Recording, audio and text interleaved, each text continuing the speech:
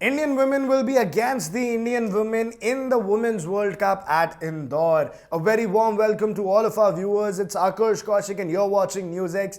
And the biggest match of this tournament, mid-time, has come for Indian team. It's time for them to prove themselves after two consecutive defeats, first against South Africa, then against Australia. The Indian team is on a losing run and they would want to change that. The World Cup is in a very complicated scenario with Australia and South Africa who've already qualified for the semi-finals. There are just two spots remaining for that semi-final run. Though India has still a very decent chance to go there, but this match will define a lot. Let me tell you first of all what the points table looks like and why this match is a do or die for India. First of all, at points table, number 1, Australia absolutely undefeated. 5 matches, 4 victories, 1 match was washed away with a net run rate of 1.8. They are at the top. Number 2, you have South Africa with 5 matches, 4 victories, 1 loss and 8 points. They are also at the top and they have also qualified for the semi-finals. At number 3 is England. They are also undefeated in this World Cup. They've played 4 matches, won 3, one ended up in no result. And at number 4 is India with 4 matches, 2 victories and 2 losses, and the net run rate is also just pretty decent at 0.6. Now the good thing for India is, apart from this top 4, the bottom 4 teams are New Zealand, Bangladesh, Sri Lanka and Pakistan, where Pakistan and Sri Lanka haven't won a match in this entire tournament. But New Zealand and Bangladesh have just won 1 match out of the 5 they've played.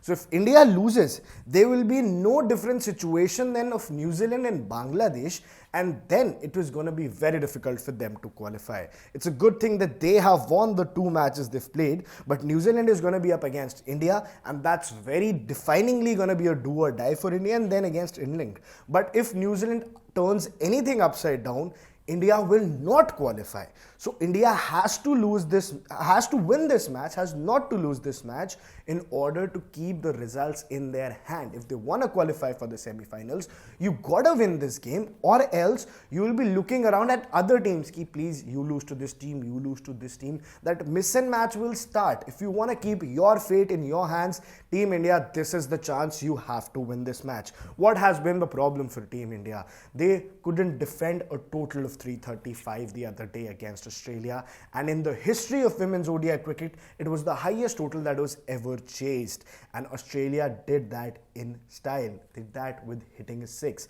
It was a very convenient chase for Australia. And so against South Africa, they picked up 5 quick wickets. South Africa was 81 for 5, and then the bowlers crumbled. So we know what the problem is. The problem is definitely not the batters. The batsmen have performed really well.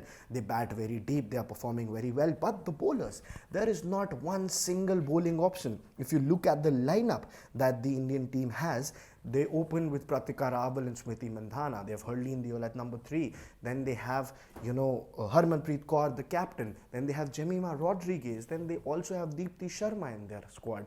They also have good batsmen like Richa Ghosh, who performed absolutely well.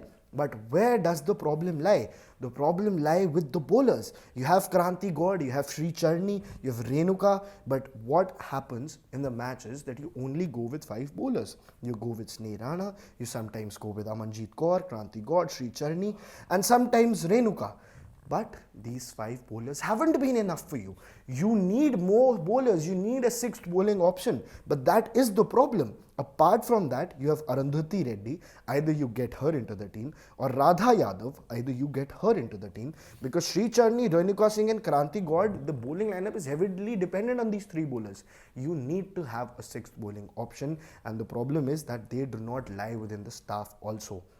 But whereas a good thing is that England is not in a very good form. The last match was against Pakistan. That match was washed out, but Pakistan being considered as a little weak team in this Cricket World Cup, and they're at the bottom of the table, they still managed, to completely shatter England's bowling with 133 runs, and they could only score a 133 with a loss of 9 wickets in 31 overs.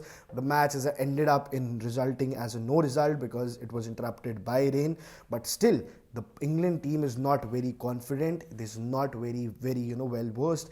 It was in the Colombo pitch, and Amy Jones, Tammy Boomer, Heather Knight, Nat Skivu-Brunt, the captain, all of these batsmen failed. But what else is the batting lineup? I'll be telling you. There's Sophia Dunkey, there's Emma Lamb, there's Ellis Kepsey, there's Charlie Dean, there's M. Arlo, there's Sarah Glenn, there's Lindsay Smith. And that is why this England squad will be looking very decent. But it's a do or die for India at this situation. For more such videos, subscribe to the Newsx YouTube channel, hit the bell icon.